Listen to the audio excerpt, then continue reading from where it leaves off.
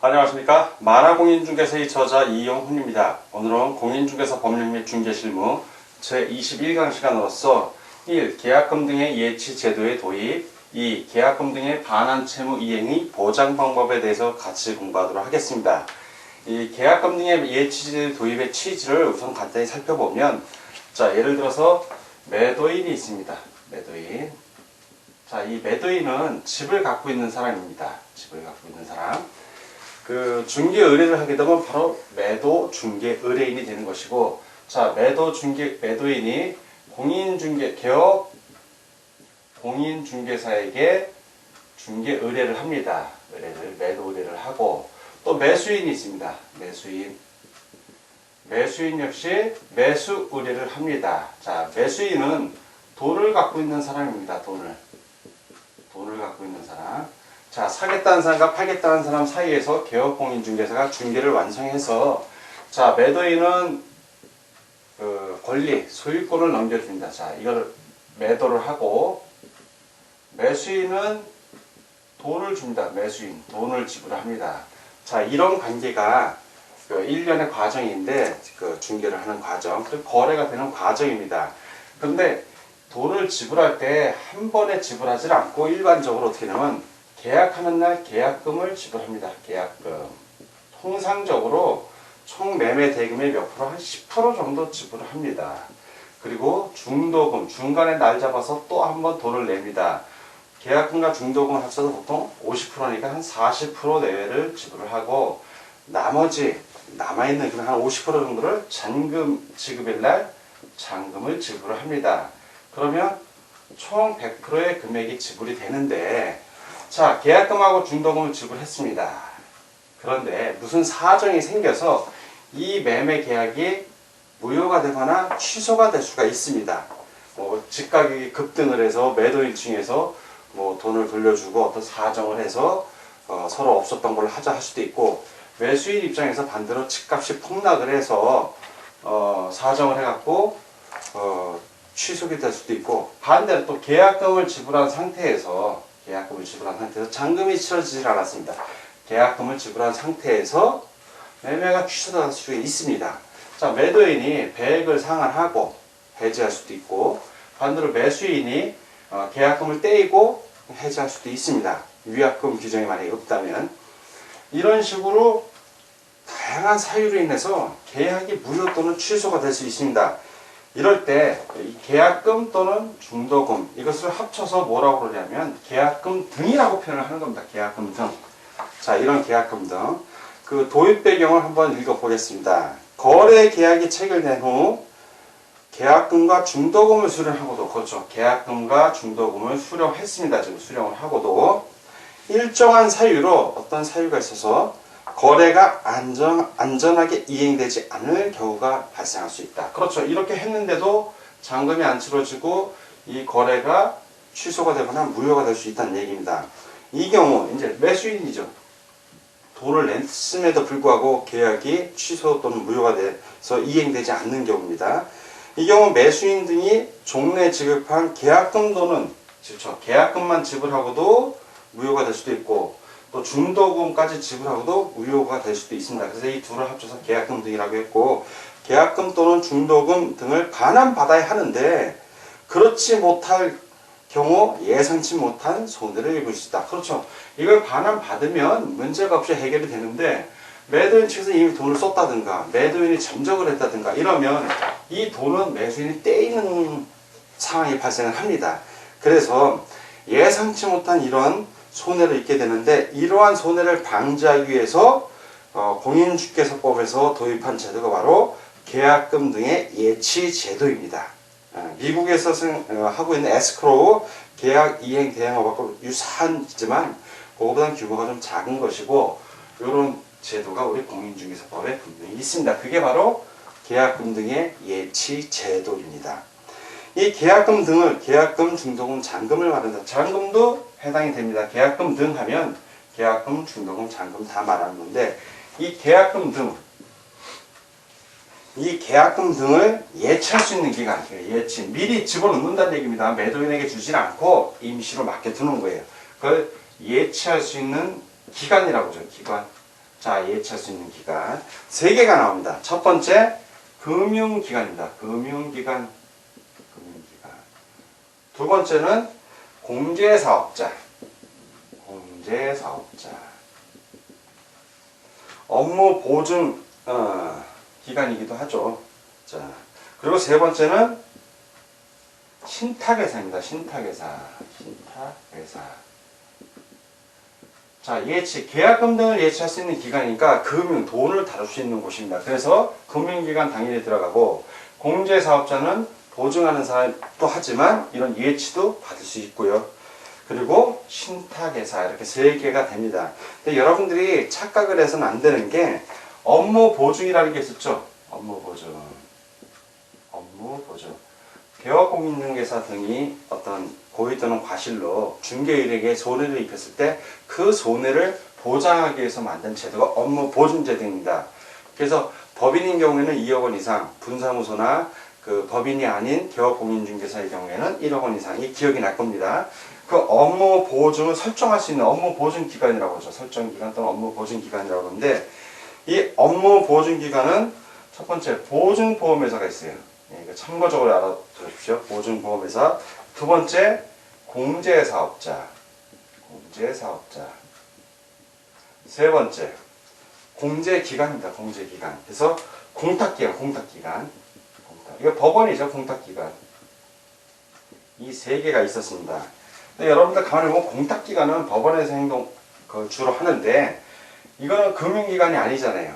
그러니까 공탁기관은 예치기관이다 아니다. 그렇죠. 이거는 예치기관이 아니라는 걸 꼭 기억해 주십시오. 공탁기관은 예치기관이 아니고, 반대로 또 신탁회사는 예치기관이지만 이거는 보증기관은 보증하는 곳은 아니다라는 것도 알아두십시오. 이 두 개를 갖고 지문을 바꿔서 문제를 내면 수험생들이 틀리기 딱 좋은 지문이 나옵니다. 그러니까 아주 모의고사도 그렇고 공인중개사 역대 시험에 늘 나오는 지문이에요. 틀리는 지문으로. 예치할 수 있는 기관에는 금융기관, 공제사업자, 공탁기관 등이 있다. 이렇게 낼 수도 있고요. 그 틀린 지문이죠. 반대로 업무보증 설정기관으로는 보증보험회사, 공제사업자, 신탁회사 등이 있다. 이렇게 나오면 그게 틀린 지문이 되는 겁니다. 항상 수험생들이 헷갈려하고 어려워하는 부분이 문제로 나오니까 꼭 이런 것들은 주의 깊게 좀 봐주시기 바라고, 처음 공부하는 수험생들은 너무 스트레스 받지 마십시오. 여러분들 앞으로 우리 만화공인중개사 교재를 최소한 9회 정도 보시게 되면 이거 저절로 외워집니다. 그러니까 암기에 대한 스트레스 받지 마시고 이런 게 있구나 라고 좀 가볍게 넘어가 주시기 바랍니다. 다음, 이 계약금 등에 반환 채무 이행의 보장 방법에 대해서 같이 공부하도록 하겠습니다. 자, 이번에는 이 계약금 등의 반환 채무 이행의 보장 방법입니다.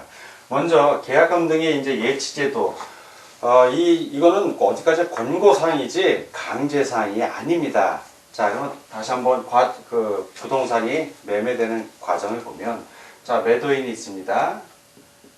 매도인이 개업 공인중개사에게 의뢰를 합니다. 매도 의뢰를 하는 거죠. 이 사람은 집을 갖고 있는 사람이고, 이제 매수인이 있습니다. 매수인. 자, 돈을 지불하는 사람입니다. 돈을 갖고 있습니다. 자, 역시 매수 의뢰를 합니다. 그래서 양쪽 거래가 성립이 돼서 중개를 하면 매도인은 매도를 합니다. 자, 소유권 서류를 넘겨주고 매수인은 대금을 지불을 합니다. 근데 이 대금이 한 번에 딱 넘어가는 게 아니라 보통 계약일날 계약금을 내고 중간에 중도금 내고 마지막에 잔금을 내는데, 자, 이런 계약금, 중도금, 잔금을 합쳐서 계약금 등이라고 설명을 아까 드렸고, 자, 그러면 이 안전한 거래를 위해서 개업공인중개사가 이 거래 계약이 이행이 완료될 때까지 이런 계약금 등 이런 것들을 개업공인중개사 또는 대통령령이 정하는 자의 명의로 예치기간에 예치를 권고할 수 있습니다. 이거를 개업공인중개사가 매수인하고 매도인에게 설명을 한 다음에 권고입니다. 그러니까 예치기간에 예치하라고 권고하는 겁니다. 권고. 자, 강제사항이 아니죠. 임의사항이에요. 권고를 할 수 있는 거고, 안전하게 하자고. 근데 권고를 했는데 둘이 싫다고 그러면 안 하면 되는 거예요. 그냥 각자 매수인이 매도인에게 계약금 내고 중도금 날 중도금 주고 잔금 날 잔금 주고 그리고 잔금 치르는 날 서류 남겨주면 되는 겁니다. 소유권 이전 등기 관련 서류요. 자, 이렇게 되는데 권고할 수 있는데 만약에 이게 실행이 됐어요. 자, 실행이 돼서 예치기간에 예치를 했다면 어떻게 이 반환 채무를 받을 것인가, 그거에 대한 방법을 지금 배우는 겁니다. 자, 그럼 계약금 등의 우선 수령. 계약금 등을 예치한 경우에 매도인 또는 임대인, 임대인, 임차인 이렇게 될 수도 있습니다. 계약금 등을 수령할 수 있는 권리가 있는 자는, 자, 계약이 다 완료가 됐어요. 이행도 다 끝났어. 완전히 무사히. 그러면 이 계약금 등을, 자, 계약금 등이라고 그랬습니다. 계약금 등을 이 사람이 수령해야 될 거 아니에요. 수령. 받아간다는 얘기죠. 수령. 자, 수령할 수 있는 자는 당해 계약을 해지한 때에는, 자, 계약금을 받은 상태에서 해지할 수도 있어요. 계약금을 받은 상태에서. 그러면 요 계약금을 받고 해지를 하면 되니까 역시 매도인이 수령할 자격이 있는 거고, 무사히 치러졌으면 계약금, 중도금, 잔금을 다 받을 수 있는 겁니다. 그래서 매도인이 주로 받는 겁니다. 자, 이렇게 되면 보증서, 계약금 등의 반환을 보증하는 보증서입니다. 그 보증서를 계약금 등의 예치명의자, 아까 예치기간 설명을 했었죠. 개업공인중개사가 될 수도 있고, 또는 그 보증보험회사, 금융기관, 공제사업자, 그리고 신탁회사, 이런 곳이죠. 그렇게 계약금 등의 예치명의자에게 교부를 합니다. 그 보증서, 계약금 등의 반환을 보장받는 보증서, 예치기관에서 발행한 보증서를 계약금 등의 예치 명의자에게 주고 계약금 등을 미리 수령할 수가 있습니다. 권리가 있는 사람은. 그래서 보증서 발행 기관은 금융기관 또는 보증보험회사가 되고요. 자, 그리고 이 계약금 등을 예치를 했을 때 개업공인중개사 명의로도 예치할 수 있다고 했습니다. 그래서 개업공인중개사가 준수할 사항이 있어요. 자, 이렇게 예치를 했을 때 준수 꼭 지켜야 되는 사항들이죠. 자, 먼저 첫 번째.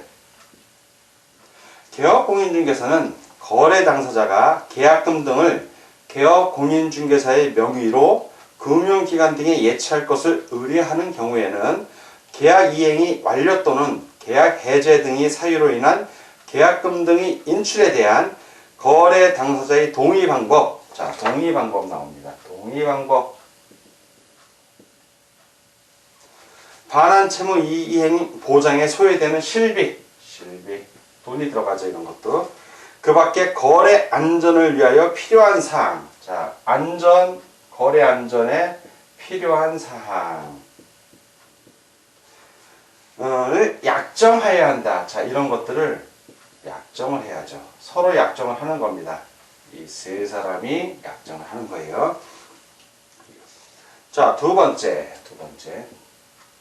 개업공인중개사는 예치금 등을 자기 명의로 금융기관에 예치하는 경우 자기 소유의 예치금과 분리되어 관리할 수 있도록 하며, 자, 분리예요. 자, 공인중개사 명의로 할 때는 반드시 공인중개사 개인이 갖고 있는 통장이 있을 거 아니에요. 그 통장과는 별도로 따로 이 예치금을 관리하라는 얘기입니다. 분리해서 관리해야 된다는 얘기입니다.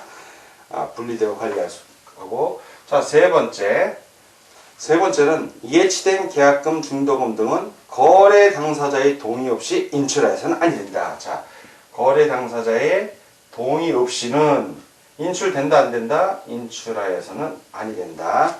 자, 마지막 네 번째. 개업공인중개사는 예치금 등을 자기 명으로 금융기관에 예치하는 경우 그 계약금 등을 거래 당사자에게 지급할 것을 보장하기 위하여 예치 대상이 되는 계약금 등에 해당하는 금액을 보장하는 보증보험 또는 공제에 가입하거나 공탁을 하여야 하며, 자, 손해보장이죠. 바로 계약금 등에 해당되는 금액. 지금 이 계약금 등이니까 이 전체 금액이 주로 해당이 됩니다. 이게 5억이 될 수도 있고 10억이 될 수도 있죠. 그러면 방금 말한 대로 계약금 등에, 자, 계약금 등에 해당되는 금액, 이 금액을 보장하는 거예요. 이 금액을 보장하기 위하여 보증보험 또는 공제가 또는 공탁입니다. 공탁. 이 세 개 중에 하나를 해야 된다는 얘기죠. 그걸 하여 택일입니다. 이건 택일. 뭐 세 개를 다라는 게 아니라 그 중에 하나를 하라는 얘기고, 거래 당사자에게 요걸 해갖고 요걸 했다는 증서가 있어요. 증서를 사본이죠. 사본을 교부해야 합니다. 교부. 거래 당사자에게. 자, 이거는 저거랑 달라요. 손해배상, 공인중개사 또는 고용인들이 고의과실로 중개 의뢰인에게 손해를 끼쳤을 때 그걸 보장하기 위한 보증 설정이 있죠. 중개법이 2억 원, 분사무소 또는 법인 아닌 개업공인중개사는 1억 원 이상. 그거는 손해를 배상하기 위한 공제사업 주로 가입을 하죠. 공탁을 하는 건 거의 없고, 그런 경우가 있지만 이거는 계약금 등 따로, 이건 건별로, 이거는 계약금 등에 대한 금액을 보장하는 거기 때문에 계약금 등의 예치가 됐을 경우 각 그 건별로 계약금 등 금액을 보장하기 위해서 따로 가입하는 겁니다. 전혀 별개의 것이에요. 이걸 여러분들이 혼동을 하시면 안 됩니다. 실제 실무에서는 거의 계약금 등의 예치제도 도입이 크게 활용되지는 않아요. 아직 금액이 무지하게 클 때 이게 활용이 되지, 작은 경우에는 일반적으로 집을 매매할 때는 거의 활용이 안 된다고 보시면 됩니다. 실무에서는. 그러나 이게 활용될 수 있는 상황이 벌어지기 때문에 법에 집어넣은 겁니다. 그만큼 공인중개사가 할 일이 많은 거죠. 그리고 개업공인중개사가 이 정도 계약금 등을 금액을 보장할 정도로 예치제도를 활용할 때는 그거는 엄청 큰 건수가 걸린 겁니다. 그만큼 중개보수도 크죠. 보수가 클수록 위험부담이 높기 때문에 이렇게 안전한 제도를 만든 겁니다. 자, 오늘은 공인중개사 법령 및 중개실무 제21강 시간이었고, 1. 계약금 등의 예치제도의 도입, 2. 계약금 등의 반환 채무 이행의 보장 방법에 대해서 같이 공부하였습니다. 오늘 공부하느라고 수고 많으셨습니다. 다음 시간에 뵙겠습니다. 감사합니다.